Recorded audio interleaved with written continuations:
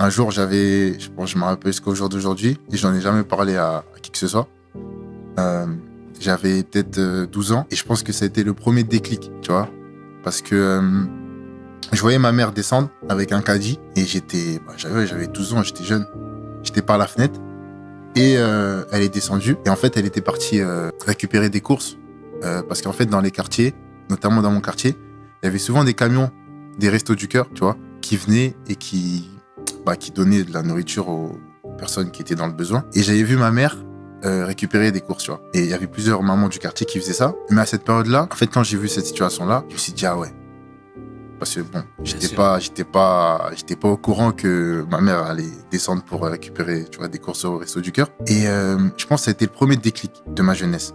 Parce que je me suis dit quoi? Je me suis dit, ok, je me rappelle, j'avais pas réussi à dormir ce jour-là parce que jusqu'à présent, j'ai 26 ans, tu vois, je me rappelle. Parce que je me suis dit, là, mes parents, ils font tout le nécessaire pour qu'on manque de rien. Donc là, j'ai pas le choix de réussir. Parce qu'à 12 ans, bon, tu joues au foot, tu joues avec tes potes. Moi, j'étais tout le temps en bas du quartier. J'étais en bas du quartier. De ma fenêtre, j'avais un terrain de jeu. Donc, quand il était 19h, 20h, ma mère, elle avait juste à m'appeler et je remontais, tu vois. Donc, c'était plus de l'amusement. Mais en vivant des choses comme ça, tu vois, quand t'es jeune, tu grandis plus vite. Donc tout de suite, j'ai eu ce déclic-là, en gros, faut que je réussisse. Comme je t'ai dit au début, je jouais souvent au quartier, souvent avec des ballons. Je pouvais sortir, je sais pas, 11h le week-end pour jouer en bas jusqu'à pas d'heure. Et un jour comme ça, il y avait mon voisin Jordi qui justement était déjà inscrit avant moi au Blanc-Minil, au club. Donc un jour, sa mère elle toque à ma porte, on était voisins. Et dit à mon père, pourquoi papy peut participer à l'entraînement de Jordi? C'est un entraînement, il va voir comment ça va se dérouler. S'il aime, continue. Donc mon père, il a dit pourquoi pas. Et ça a commencé comme ça. C'est-à-dire, j'ai fait un entraînement, 2, 3. Après, j'ai bien aimé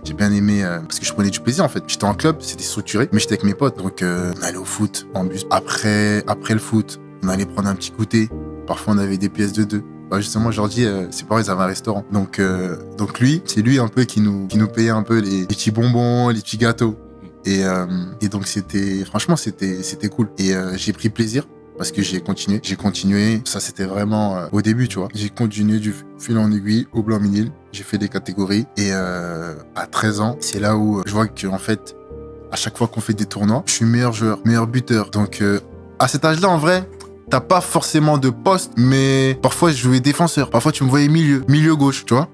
Donc je prenais énormément de plaisir. C'est là où j'ai vu que, bon, en vrai, il y avait quelque chose à faire. Il y avait quelque chose à faire parce qu'il y avait des clubs qui contactaient mon père. Et là, je me suis dit, bon, je pense que ça devient sérieux. Ça devient sérieux. Tout en prenant du plaisir. Hein. Parce que t'es jeune, tu joues avec tes potes. Tous les week-ends, il y a des matchs. C'est une compétition, c'est des tournois. Tu joues contre des clubs pro, tu vois. Donc, tu joues contre des clubs pro, je sais pas, PSG, tu vois. Donc, t'as envie de te confronter aussi aux meilleurs de ceux qui sont en Île-de-France, tu vois. Donc, c'est comme ça a commencé l'aventure. Personne ne te prépare réellement à la discipline. À l'école, on t'apprend des matières, mais on ne t'apprend pas à contrôler ton corps, ton esprit, ni ses habitudes. Pourtant, en 21 jours, beaucoup de choses peuvent changer. Pas par la motivation passagère, mais par des actions simples, répétées chaque jour. Ce guide a été conçu pour t'aider à reprendre le contrôle avec une méthode claire sur 21 jours. Aujourd'hui, il est en promotion à seulement 8 € et 38 centimes d'euros, soit environ 5500 francs CFA. Si tu veux vraiment changer, le lien est en descrit. Mes années là, franchement, au début, c'était compliqué. J'ai 13 ans, c'est la première fois que je quitte mes parents, mes frères et sœurs. Moi, j'étais pas quelqu'un qui allait en vacances chez les tontons, tu vois. J'étais vraiment tout le temps à la maison, donc c'était un choc. Je me rappelle, mes premiers mois au Havre, j'avais pas de téléphone à cette époque, et je me rappelle, en fait, ça se passait bien toute la journée. C'est-à-dire, la journée, j'étais avec mes potes, on jouait au foot, on allait à l'école. Et le soir, en fait, c'était le soir. Le soir, quand j'étais tout seul dans ma chambre, où j'étais avec mon collègue, parce qu'on était par deux, c'est là où je pensais, en fait, je me disais, mais ma famille me manque trop. C'est-à-dire, souvent, je pleurais, et j'avais pas de téléphone pour appeler mes parents. C'est-à-dire que j'attendais qu'il y avait une dame qui nous aidait beaucoup dans tout ce qui est scolarité. J'attendais qu'elle arrivait vers 8h. Et dès qu'elle arrivait à 8h, avant d'aller au petit-déj, j'allais dans son bureau et j'appelais mes parents avec son téléphone. Et j'appelais mes parents, je pleurais. Je les réveillais parce qu'ils dormaient, tu vois. Vers 8h comme ça, je les appelais, je pleurais. Je disais, maman, vous me manquez, papa, vous me manquez, tout ça. Et tout le temps, il me rassurait, tu vois. Il me rassurait. Il me disait comme quoi j'étais pas parti pour rien, que toute la famille était derrière toi, que on est avec toi, en fait. On n'est pas là, mais on est avec toi. On te suit, tu vois. Donc, c'était vraiment, au début, compliqué sur tout ce qui est pour la famille, tu vois. En fait, ce qui est cruel dans le football, c'est que c'est pas tout le monde qui réussit. C'est-à-dire que on a tous cet objectif-là. On veut tous être pro, tu vois. On fait des détections, on est des cinquantaines. Des cinquantaines, au final, il y en a que 5 qui sont pris, tu vois. Et en fait, t'es avec tes potes, parce que tu vis avec eux, t'es dans un centre de formation, tu es tous les jours avec eux. Donc tu crées ce lien, entre guillemets, de frères. Mais dans ta tête, tu sais que, ça se trouve, c'est lui qui va passer pro. Pas toi. Donc, c'est comme ça qu'on a grandi, tu vois. Et on s'entraidait beaucoup parce qu'on savait que c'était pas facile. Même si on avait tous cet objectif-là, on savait que on n'était pas chez nous en fait. On n'était pas chez nous. On allait à l'école. Parfois à l'école, les gens qui étaient issus de la ville, ils étaient jaloux parce qu'ils disaient les joueurs du hack. C'est comme ça ils disaient les joueurs du hack, ils se la racontent, parce qu'ils volent nos filles, tu vois. Parce qu'en fait t'es entre guillemets t'as 14-15 ans, mais t'es entre guillemets une star, tu vois. T'as des cours aménagés. C'est-à-dire qu'eux, ils sont là depuis 8 heures. Toi, t'arrives à 13 heures comme ça. Tu vois? Tu quittes l'entraînement, t'arrives. Donc, ça crée de la jalousie, tu vois? Et ça, je peux comprendre. Tu vois ce que je veux dire? Mais ouais, j'en ai vu des... Et moi, où je dirais qu'il doit avoir un peu plus de veillance, c'est souvent quand la personne se fait virer du centre de formation. Parce qu'en fait, le centre de formation, par exemple, moi, j'avais un contrat, mais il y a des personnes, chaque année, ils devaient renouveler leur contrat, tu vois? Donc, t'es pas forcément sûr d'être là la saison prochaine. Et par exemple, un gars qui quitte ses parents à 13 ans de Paris et qui arrive, qui fait 2 ans en centre de formation et à 15 ans, on lui dit de rentrer chez lui. Qu'est-ce qu'il fait ce petit? Parce que il rentre chez lui. Qui dit rentre chez lui dit rentre dans son quartier. Exact. Tu vois? Il rentre dans son quartier. Ah, t'as pas réussi. Pourtant, quand tu partais, on pensait que t'allais réussir. Tu connais comment c'est le quartier, tu vois? Absolument. Il n'y a pas vraiment, il y a pas tout le temps de la bienveillance, tu vois. Il y a des gens qui t'envient. Dans tous les quartiers, c'est comme ça, tu vois. Il y a des gens qui t'envient. Il y a des gens qui sont contents que tu sois de retour, mais t'as 15 ans, t'as pas 20 ans, t'as 15 ans. C'est-à-dire, qu'est-ce que tu fais? Qui t'aide à part tes parents qui vont te dire c'est rien mon fils, on est derrière toi? Qui t'aide? Parce que c'est un échec. Ça fait mal. T'as perdu peut-être 2 ans de ta vie, que tu pourrais rester avec tes parents ou, tu vois, faire autre chose. Et du jour au lendemain, réunion comme ça, on te dit que l'année prochaine, t'es pas gardé. Et tu dois re-rentrer à Paris. Donc, je pense qu'il doit y avoir un accompagnement sur ça. Parce que moi, j'ai des potes à moi. On a grandi ensemble, au centre de formation. Du jour au lendemain, on t'envoie un message. Ce gars-là, il est en prison, tu vois. Ce gars-là, il est en prison. Ce gars-là, je sais pas, il fume, tu vois. Et tout ça, en fait, est-ce que ces gens-là, ils ont été préparés à la fin de ce centre de formation, tu vois? Parce que tu vas rentrer au quartier, tu vas faire quoi? Si tu te remets pas tout de suite dans la vie, parce que la vie, elle t'attend pas, qu'est-ce que tu vas faire? Tu vas traîner avec les autres au quartier? Ils vont t'influencer dans quoi? Et c'est là où tu prends des routes qui sont pas carrées, tu vois. Par exemple, quand tu arrives à un certain âge, par exemple à 18 ans, moi à 18 ans, j'ai un appartement, on me donne les clés et en gros, il y a personne qui m'accompagne. À 18 ans, personne qui t'accompagne. C'est dans ton appartement, j'ai pas de cuisinier parce que je peux pas me le permettre. Comment je fais les courses? Je sais pas, je dois me débrouiller, je dois manger. Donc pratiquement tous les jeunes, c'est ça. Et 18 ans, c'est jeune. Moi aujourd'hui, mon petit frère, tu vois, il a 18 ans et en fait, je me dis mais si à 18 ans, on lui passe un appartement, on lui dit rien, on te donne un salaire et à 18 ans, moi j'étais déjà pro, tu vois. C'est-à-dire que t'as un salaire, t'as une voiture. Si dans ta tête tu vrilles, il y en a plein qui ont vrillé. Exact. Parce que tu te dis, je sais pas, t'as 18 ans, t'as peut-être 3 000 € par mois. T'as une voiture, t'es footballeur. Tu peux vite tourner, tu vois. Donc, après, moi, c'est des choses, je suis pas quelqu'un qui sort en boîte de nuit, tout ça. Et honnêtement, moi, c'est beaucoup la religion qui a fait que j'ai gardé les pieds sur terre et que je fais pas n'importe quoi, tu vois. Il y en a, ils ont pas la chance d'avoir ça, tu vois. Parce que quand t'as beaucoup d'argent, entre guillemets, tu peux tout te permettre. Exact. Tu vois, tu peux tout te permettre. Tu vas dans des restaurants, tu payes pas, tu vois. On t'appelle, viens ci, viens là. Si t'es pas concentré, tu peux tomber toi-même, tu vois. Tu vas être choqué, tu vois. Donc, moi, honnêtement, c'est beaucoup la religion qui fait que rien ne change au pape d'avant, tu vois. À 18 ans, comme je dis, je suis mon contrat pro. Donc, première année, je joue pas trop. Deuxième année, troisième année, je joue. Au Havre, je suis capitaine. Je suis capitaine, j'ai 19 ans, 20 ans. Dans le groupe, il y a des mecs qui ont 34, 35 ans. Je suis capitaine, toujours avec le respect, l'humilité. Tout se passe bien. Donc, je joue tous les matchs, tout ça. Et là, je me rappelle, je fais une réunion avec un ancien agent chez lui.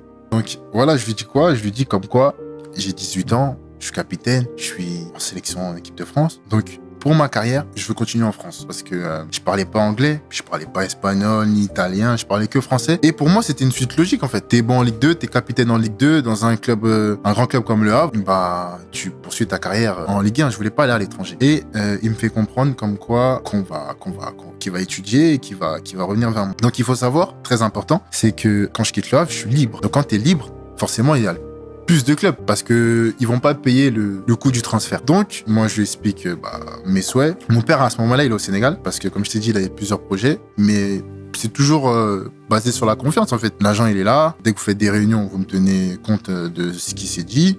Et il n'y a aucun problème, tu vois. Un jour, il m'appelle. Il me dit comme quoi il y a un club en Angleterre qui est intéressé. Donc moi, je lui dis quoi? Je lui dis, moi, ok, ils sont intéressés, mais c'est pas mon souhait, en fait. Moi, je t'ai expliqué ce que je voulais. C'est de continuer en Ligue 1, tu vois. Continuer à jouer dans mon pays, tu vois. Et il me faisait comprendre que comme quoi il y avait certains clubs de Ligue 1, et c'était pas trop chaud, comme quoi en fait ça allait être compliqué. Mais moi, quand t'es joueur, tu reçois pas les appels des clubs. Donc un agent, il peut te raconter tout ce qu'il veut. C'est lui qui reçoit les appels. Donc moi, j'étais pas au courant qui me voulait, de quoi que ce soit en fait. Donc il me dit ça, je dis ok. Et on arrive à la fin de la saison. Je fais une très bonne saison. Et il me fait comprendre comme quoi il n'y a pas de club français. Il me dit comme quoi il y avait ce club-là en Angleterre qui était intéressé, que le coach me voulait, tout allait bien se passer là-bas, même si je parle pas anglais, ils allaient bien m'intégrer, qu'il y avait aucun problème. J'en parle à mon père. Mon père, il me dit quoi? Il me dit c'est pas ce qu'on voulait au début. Mais bon, on va les écouter, on va voir. Du coup, on part là-bas et moi, je parlais pas anglais. J'avais mon agent et il était avec son avocat, tu vois. Donc là, et tout ce que je t'explique, mon père, il est pas là. Il me dit à peu près tout ce que j'allais avoir dans mon contrat, tout ce que j'allais gagner, prime à la signature, parce que j'étais libre. Donc un jour, quand il est libre, il a une prime à la signature, tu vois. Donc il me dit ça, à l'oral, parce que je parle pas anglais. Et avec toute la confiance que j'ai envers lui, tu vois. Je te dis, je l'ai appelé tonton parce que depuis 13 ans, il est avec moi, tu vois. Donc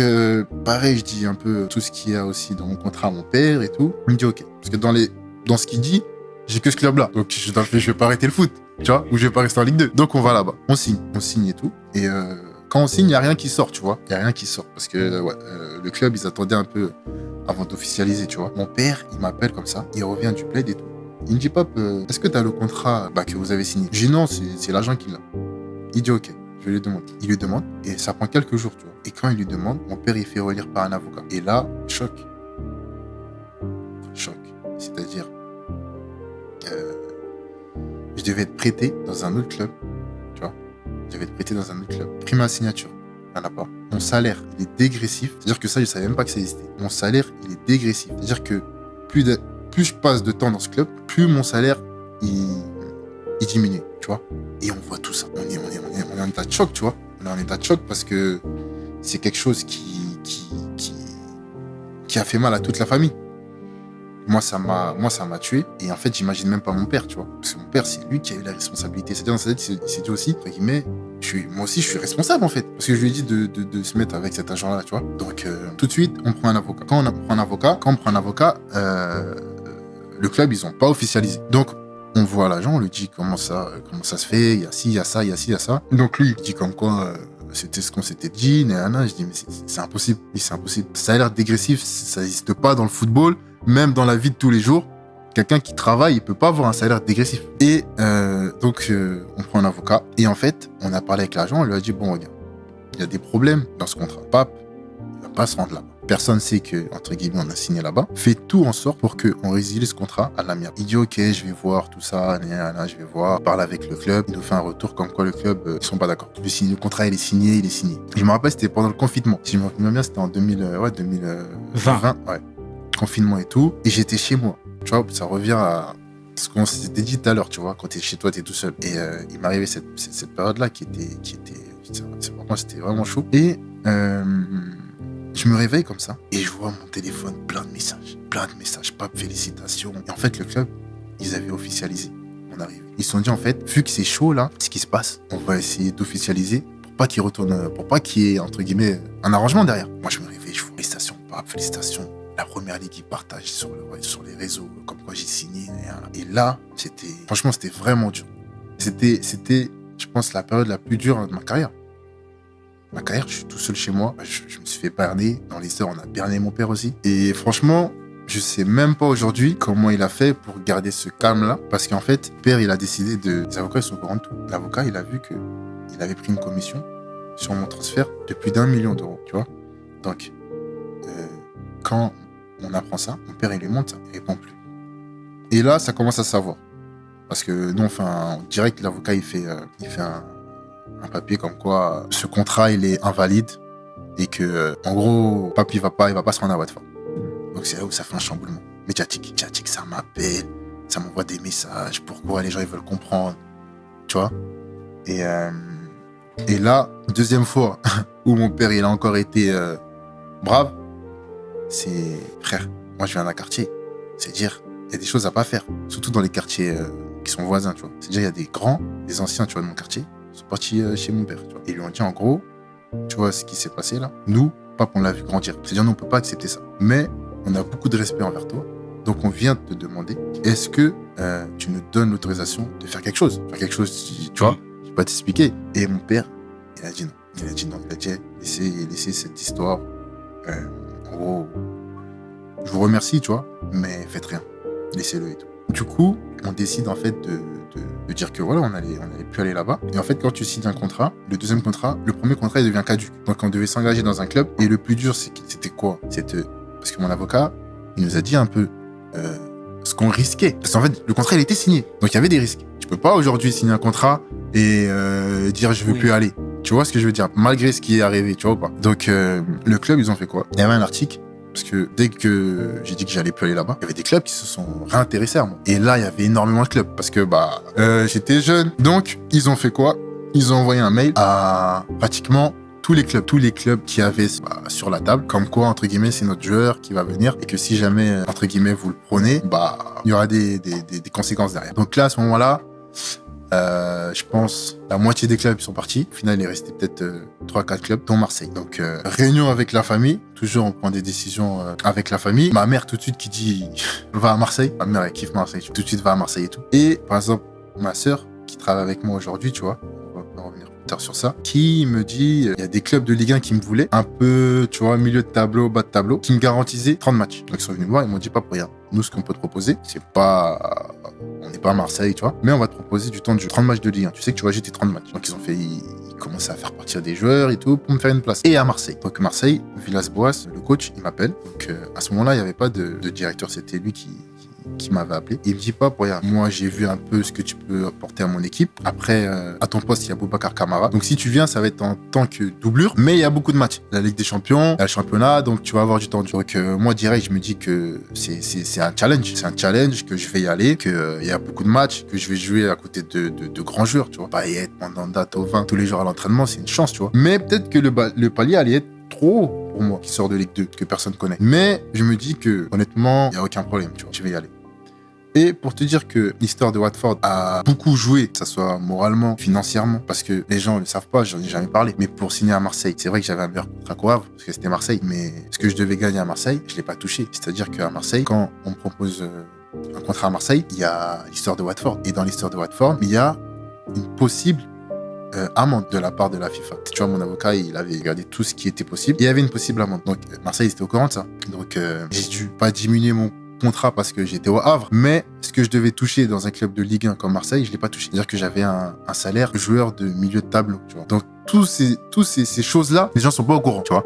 Même quand j'ai quitté Watford, il est parti à Marseille pour toucher plus d'argent. Mais quand j'étais à Marseille, pendant 4 ans, parce que j'ai signé 4 ans à Marseille, pendant 4 ans, je faisais partie des salaires les plus bas de l'effectif. Quand je dis des salaires, c'est 2-3 derniers. Après, moi, j'ai jamais été quelqu'un qui était omnibulé par l'argent. Je savais que, déjà, il y avait cette histoire-là. Et je savais que, comme quoi, si je faisais bien les choses, ça allait évoluer, tu vois. Personne ne te prépare réellement à la discipline. À l'école, on t'apprend des matières, mais on ne t'apprend pas à contrôler ton corps, ton esprit, ni ses habitudes. Pourtant, en 21 jours, beaucoup de choses peuvent changer. Pas par la motivation passagère, mais par des actions simples, répétées chaque jour. Ce guide a été conçu pour t'aider à reprendre le contrôle avec une méthode claire sur 21 jours. Aujourd'hui, il est en promotion à seulement 8,38 €, soit environ 5 500 francs CFA. Si tu veux vraiment changer, le lien est en description.